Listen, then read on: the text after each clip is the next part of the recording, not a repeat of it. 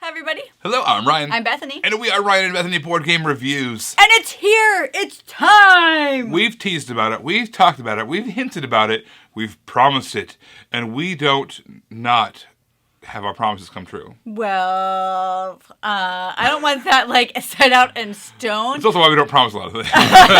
But before we get into what we're talking about, we just want to give a huge shout out and thank you for Dan Kramer for making all of this possible. And we just really appreciate everything you've done for our channel. Thank you so much. All right, you guys. We are talking about the Tiny Epic series of games from Gamelyn Games. These have been kind of this bastion of good gaming, and people have talked about for a very long time. And we have gotten the opportunity to play each and every one of them in every single expansion and everything that's happened to date. Of course, we're talking about December of 2021. There might be more coming out in the future. When expect know that at least Tiny Epic Dungeon has been announced. But to date, we are talking. We're going to rank every single one we've ever played, not including expansions. We might do that in a separate video. But as far as the base games, teaser, we've already ranked the expansions. We just haven't recorded. We just haven't. Might be this month, maybe next month. Who knows? It's a surprise. Just like what our list is going to be today, our rank list, our entries are. All right, and again, if you're not familiar with the Tiny Epic series of games, basically what they do is they take a big gaming concept and they make it into a very, very, very small box. Say very again. Very, very, very small box. But yeah, so I take it all out. You have these teeny tiny pieces, and you have these teeny tiny cards, and you have these teeny tiny mats. But it all comes together into this big gaming concept. When you're done, you feel like you've played a big game, because you did. It was epic, but it was just tiny. Let us begin. So, before I mention our number 11, I just want to say how disappointed I am with this game. If you watch our unboxing, you'll know that this is the one I was most excited about. I was super excited about this game, and it's a huge letdown for me, and that is Tiny Epic Western. Yeah, this game had a poker mechanism, which I was really excited about. Cool, poker. I used to play a ton of poker. Yeah. Not anymore, but I did play it through this game. I was excited about it. All the best parts of poker were not in the poker mechanism. No. It was so much luck. There was no, bluffing. There was no, I don't know, push your luck. There wasn't any of that stuff. The game wanted you to do stuff, but didn't give you the ability to do it. Yeah. And the first time we played it, we're like, we must be getting rules wrong, right? Because this was not fun. And then we played it again. And then we played it again. And we played it with different player counts. We're like, nope. Not for us. But not for us. It did do some interesting things. I liked the worker placement. I liked the way the theme kind of integrated with the mechanisms. That was all very, very cool. As far as the whole package together as we played it, we just didn't enjoy that much. So it's our number 11. Number 11. Yeah. Number 10 I want to talk about is Tiny Epic Galaxies Blast Off. So this is obviously a derivative of... He had you worried there for a second, didn't he? Yeah. This is a derivative of Tiny Epic Galaxies, which obviously is higher because this is... We haven't talked about it. We haven't talked about it yet. It's higher up on the list. This is what it did was it's supposed to make it more simplified, more streamlined. What it updated the art. I really kind of enjoyed the art in this game. Cartoony. It's kind of that cartoony 1960s, 1970s kind of spaceship sci-fi art, which I thought was really, really fun. The problem with this game was there's so many different games in the world that do need to be streamlined, that do need to have a less convoluted rule set. Tiny Epic Galaxies wasn't one of them. Nope. This game by itself, on its own, really is a lot of fun. And it's because it's standing on the shoulders of a greater game, which is Tiny Epic Galaxies. This game just didn't need to exist. And that's why it's ranked low for us, is because if we're ever going to play between the two of them, 100% of the time, 1,000,000% of the time, we are choosing Tiny Epic Galaxies over Tiny Epic Galaxies Blast Off. Yeah, there's just no reason to play this game when the predecessor exists. Unless you're playing with brand new gamers or perhaps kids, even still, then maybe not. But that's what Tiny Epic Galaxies Blast Off is for, not for us. We were going to play to the base game, which, spoiler alert, you have to hang out. A non-spoiler alert, it's higher on our list, because obviously it's higher on the list. All right, so our number 9 is Tiny Epic Quests. I did like how the movement happened in this turn, how you're drafting these cards and you have to use them before you can put them back. So I really liked that. The main issue we had with this game was just that we didn't we didn't get it, I guess. Like, you're supposed to be able to score all these points, and we were never able to. We were scouring Board Game Geek to see if maybe there's a rule we just didn't understand correctly. But we had a hard time grappling with what this game wanted and being able to fulfill that in our gameplays. And I felt like, specifically with this game, you could be blocked out easily and never get to where you need to go or where you wanted to go. I don't know if that is just a Bethany thing or if that's a game thing. If you played the Tiny Epics, I would really like to know specifically what your thoughts on this game are. If you could leave those in the comments below. I want to know if I'm just missing something, but that is why it is 9 for us. All right, so I'm going to talk about number 8. This is kind of the turning point for us. Those 3 games we actively were passes for us, right? Yeah. Those ones we did not like. Everything from here on out are games we actually did like. They're just ranked in order for how much we like them to the best ones for us. And so I'm going to talk about Tiny Epic Tactics. This is what felt to us like a miniatures game, right? You have all this different terrain that you're working with. They're actually physically 3D terrain. The higher up you are, the more distance your ranged weapons can go. There's water kind of mechanisms where the water would slow you down and mess up with your movement and cause you some damage perhaps. There was forests where you could hide in the forest and get some defense out of that. Had a kind of a king of the hill / area control mechanism to it. It just felt to us like a miniatures game. In most miniatures games, you have to collect a whole bunch of miniatures and have their special abilities to give to each one. In this one, what you had is cards. Everybody had 4 meeples on their team. They had like a beast kind of a role, like a rogue kind of a role, a warrior, and then something like a cleric or a wizard. And they just had kind of generic meeples for all of them, but then a card assigned to each one of them. And there's a bunch of cards for each one of those 4 types of people. So who your character was, each time was different and had special abilities. So even though you had one beast meeple, between games, it might be one of 20 different beasts in terms of special abilities and what it could do. I thought that was a lot of fun. I love the different way the terrain worked. I'm not a big miniatures gamer, but this is one where I got to have a little taste of that on the board. Yeah. Our number 7 is Tiny Epic. You gotta know how to say Tiny Epic when we're doing this list. It's the one thing you gotta do right is Tiny Epic. Tiny Epic Kingdoms. And so this game is really nice because it's like an introductory to 4X. I mean, it is a 4X game, so it's not like introducing, but it's a small scale. So it's a game that lasts like under an hour every time we play, but it still has all of the 4X tropes in it. So you can discover what 4X is, if you like it, if you don't like it, in this little game. And so that was really fun to be able to explore that. I do want to give the caveat that without the expansion, we weren't huge fans of it at 2-player. It was fine. It was great, but the whole like attacking thing just didn't happen a lot at the 2-player. They do have a variant that helps with that, but I would just play 3-player or higher with this game unless you have the expansion. But so our number 7 is Tiny Epic Kingdoms. Number 6, I'm going to talk about Tiny Epic MECHS. There are several of the Tiny Epic games that have what they call item meeples. These little guys are meeples, plastic meeples, but they have holes where the hands are.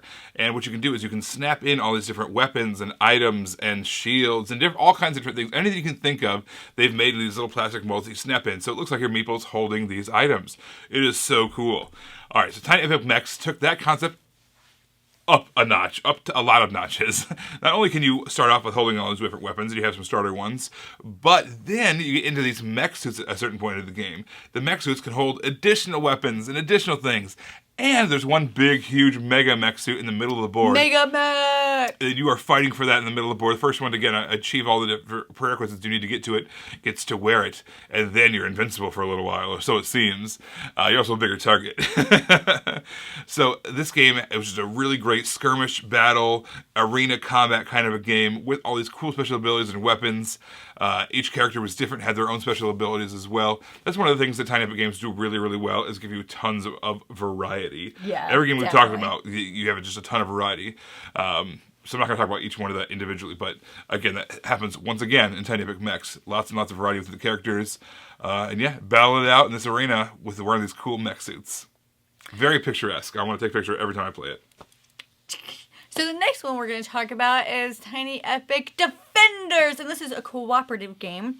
You are traveling to these different cards because there's things happening on them, and you have to take care of it. But, which is what I think is really fun and interesting about this game is how the actions work. So it's all in a deck, right? So the board either takes a turn or you take a turn, but you don't know what's happening because you shuffle it. So it just kind of keeps happening. Things are happening across the board. You're hoping that you can go deal with that, but you don't know if you're going to be able to. Or sometimes you're able to go deal with something, but you're like, wow, I wish the board would have played some more before I had to move. But it didn't feel like you got like screwed out of anything, right? I thought it was pretty good on how it did that. So I thought how the turns happened in this game was really fun and unique. I liked going to all these different cards and trying to protect them so nothing happened to the middle main city that you were protecting, and how it like ramped up as the game went on. You kept, every time you shuffled, you were adding more bad stuff into the deck. So that was a really fun one for me. Our number 4, this is Tiny Epic Zombies. Another thing that Tiny Epic Games do is they give you multiple modes of play. So you get a lot of bang for your buck. You buy one little box, but you have like 4 games in there. Yeah. And Tiny Epic Zombies is a great example. You have a full cooperative mode. You have a full competitive mode. And there's like an all versus mini mode. So you just get a lot of different choices of what you can do on your turns, or how to set up the game, how to play the game. My favorite personally is the cooperative game. I love cooperative games anyways. But you are given objectives that you have to complete. And there are cooperative versions and competitive objectives that you have to complete, depending on what way you're playing. But you're in this mall, and the mall can be arranged in a variety of ways. But you are trying to escape from this mall, basically, or defend the mall. And you have zombies just flooding the place, just coming in at you all the ways. And you have these adorable little tiny epic zombies coming at you. There's pick up and deliver mechanisms. And a motorcycle. There's a motorcycle that you can add in. There's just all kinds of different you things. You put your little meeple in it. And keep it and again, featuring those sweet item meeples with chainsaw. Yeah. Classic zombie trope. This one I love playing, and it is one that I suggest as the cooperative, but they all work, but the cooperative is my personal favorite. Our number 3 is Tiny Epic Pirates, and so they all do come in really small boxes, but that does not mean that some of them are not table hogs. This one is a huge table hog. So is like Kingdoms. It's just a huge table hog. It takes up the whole thing.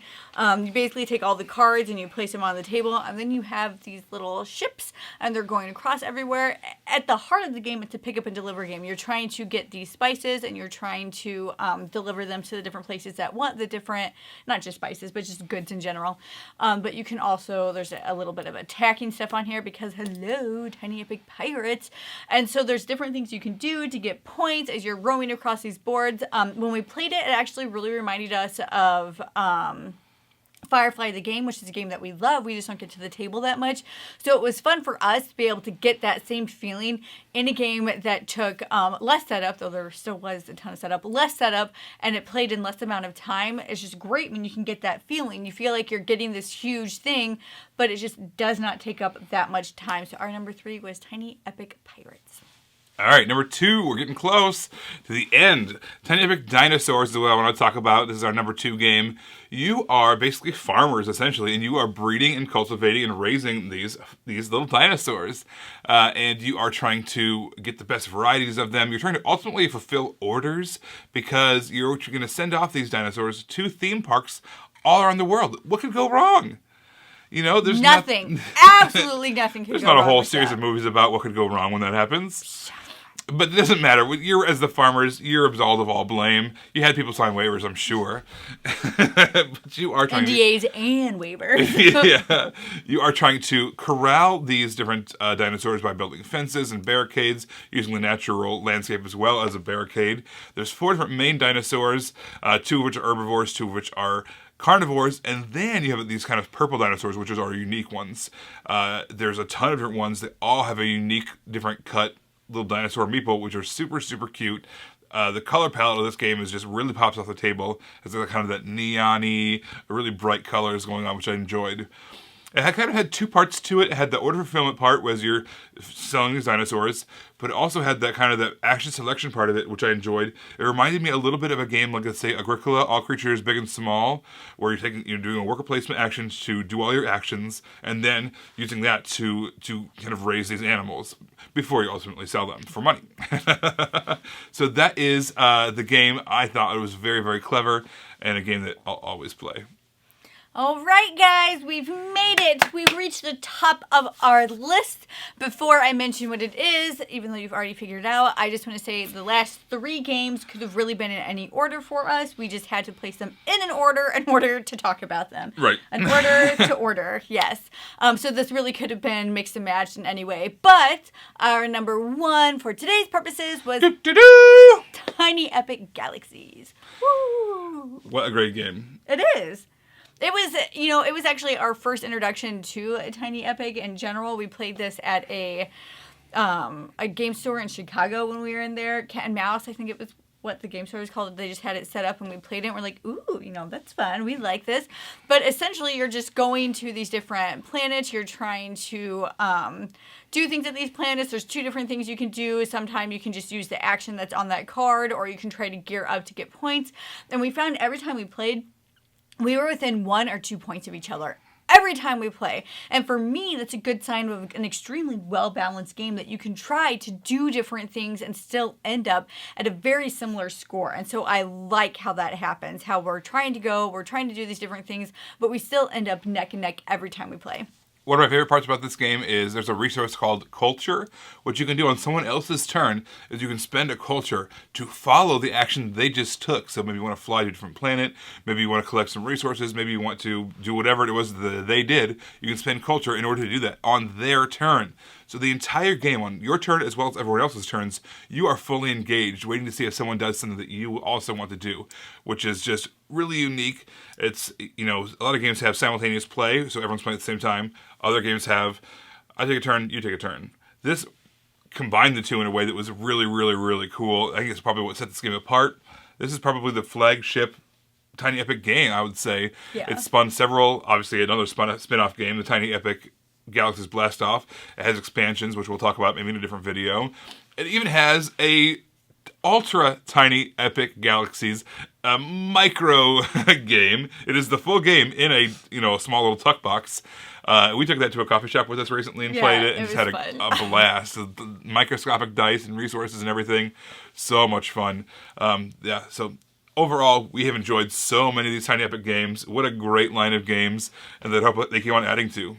So what games are you like, yes, Ryan and Bethany, you got that right? And which games are you like, absolutely not, that deserves to be so much higher or so much lower? And also, if you've enjoyed our review of the Tiny Epic series, if you've enjoyed this ranking, please in the comments below give a shout out and thank you to Dan Kramer for making this possible. You guys, it's been a lot of fun. We've been teasing it for a long time, and we still might do the expansion one as well, because there's more great content and we've already ranked it. that you guys can add on to your existing games that make it maybe even spice it up even more. Everybody, thank you so much for watching. Don't forget to subscribe so you can see our videos as they come out. Until then, you can find us on Facebook, we're Ryan and Bethany Board Game Reviews. On Twitter, we're Ryan and Bethany 1. And on Instagram, we are Ryan and Bethany. You guys, hope you have a fantastic Christmas season. Enjoy Listmas, and we'll see you next time. Bye.